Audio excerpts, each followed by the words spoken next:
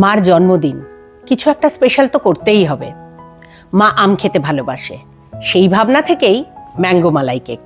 চলুন বানিয়ে ফেলি। আমি উপকরণগুলো একবার দেখিয়ে দিই। আমি নিয়েছি 1 কাপ ম্যাঙ্গো পাল্প, সঙ্গে নিয়েছি 1 কাপ সুজি, আর আছে আমার ঘরে বানানো paneer 1/4 cup, 1/4 cup refined oil, 1 teaspoon baking powder আর 1/2 টিস্পুন বেকিং সোডা, সঙ্গে আছে একটু এলাচ গুঁড়ো, আর জাল দিয়ে ফুটিয়ে ঠান্ডা করে নেওয়া দুধ মিক্স করবার জন্য। তাহলে চলুন এবার বানিয়ে ফেলি। সবার আগে আমি সুজিটাকে একটুখানি গ্রাইন্ড করে নেব। এটা আমার খুব সূক্ষ্ম দানার সুজি, তবু আর একটু ফাইন পাউডার করে নেব।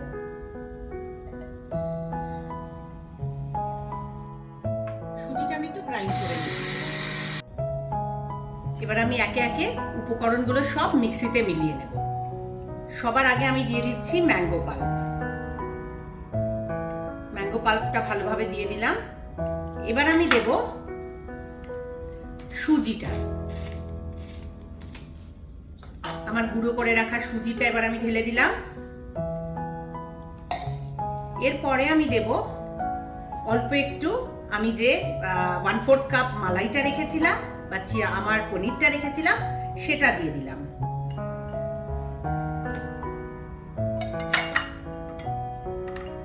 আর দিলাম খুব অল্প এলাচ গুঁড়ো, এই 1/4 স্পুনের মতো এলাচ গুঁড়ো। আর দেব রিফাইন্ড অয়েল। রিফাইন্ড অয়েল বদলে ঘি বা বাটারও দেওয়া যেতে পারে। আমি রিফাইন্ড অয়েলটা পুরোটা দিয়ে দিলাম। এবার আমি এগুলোকে একবার ব্লেন্ড করে নেব ভালো করে। আর ব্লেন্ড করবার সময় যদি আমার দরকার পড়ে আমি এই দুধটা মেলাবো। আমি মিক্সিতে সব জিনিসগুলো ভালো করে ব্লেন্ড করে নিয়েছি। এবার আমি জিনিসগুলোকে আমার মিক্সিং বোলের মধ্যে ঢেলে নেব।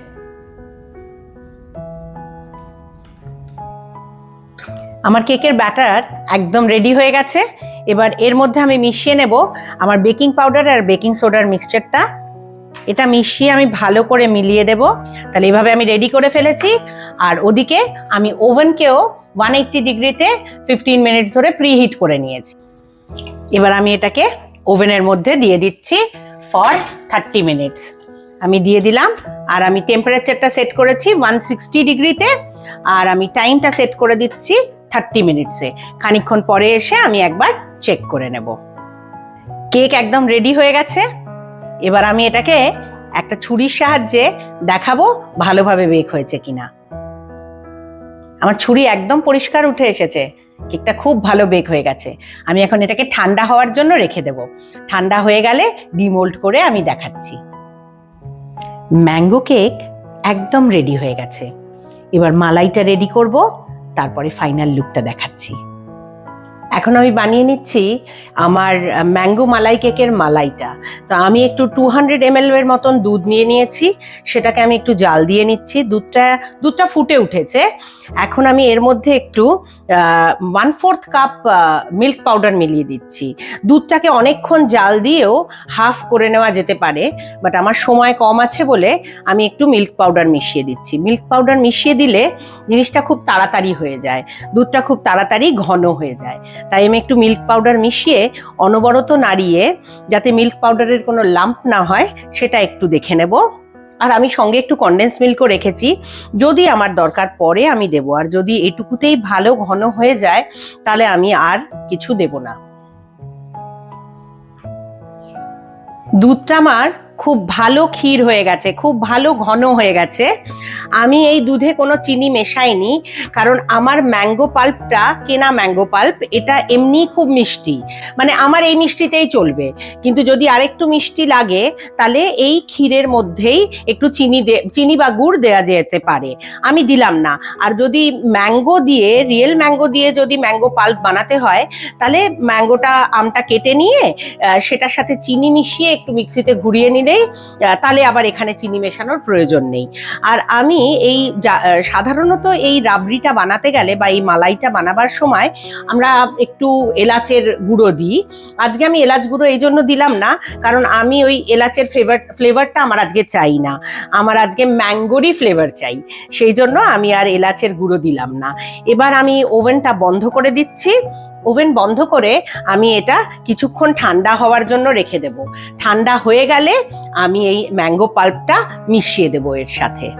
ক্ষীরটা ঠান্ডা হয়ে গেছে আর ভালো থিকও হয়ে গেছে, একটু ফ্রিজে রেখে দিয়েছিলাম, তাতে একটু থিকনেসটা তাড়াতাড়ি এসে গেছে। এবার এর মধ্যে আমি এই ম্যাঙ্গো পাল্পটা মিশিয়ে নিচ্ছি।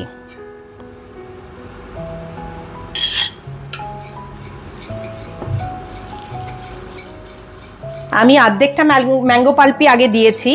আমার মনের মতো কালার এসে গেলে আর দেব না, আর যদি মনে হয় আমার আরেকটু রং চাই তাহলে আমি আরেকটু দেব, আরেকটু মেশাবো। আর এই পর্যায়ে আমরা চাইলে ফুড কালারও একটু মেশাতে পারি, তাতে খুব সুন্দর রং এসে যায়, যদিও আমি ফুড কালার মেশাচ্ছি না।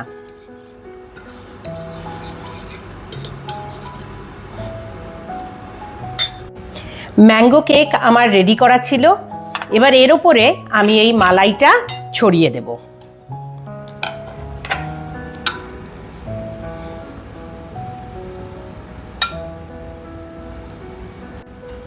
কেকটায় খুব সুন্দরভাবে মালাইটা আমি ছড়িয়ে দিয়েছি।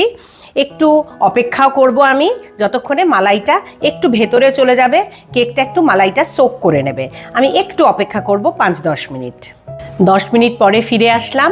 এবার আমি এই কেকটাকে একটু পেস্টাচিও আর একটু কাটা ম্যাঙ্গো দিয়ে আমি এটাকে একটু ডেকোরেট করে নেব। তাহলে প্রথমে আমি অল্প একটু পেস্টাচিও এর মধ্যে ছড়িয়ে দিচ্ছি। ম্যাঙ্গোর ওপরে পেস্টাচিওর রংটা খুব সুন্দর লাগে।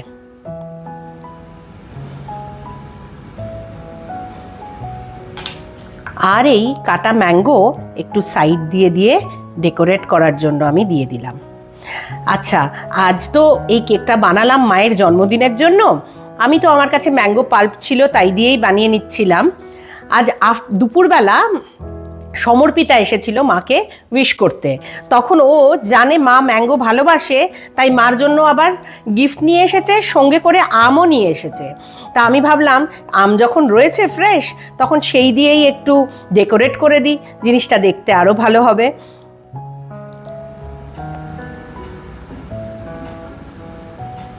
ম্যাঙ্গো মালাই কেক একদম রেডি। অল্প একটু সময় ফ্রিজে রেখে দেব, একটু সেট করতে দেব, তারপরেই মাকে ডেকে নেব, আমাদের বার্থডে সেলিব্রেশন করতে হবে। আর আপনাদের সাথে আবার দেখা হবে, আবার আরেকটা কোনো রেসিপি নিয়ে, আবার অন্য কোনো লোকেশনে।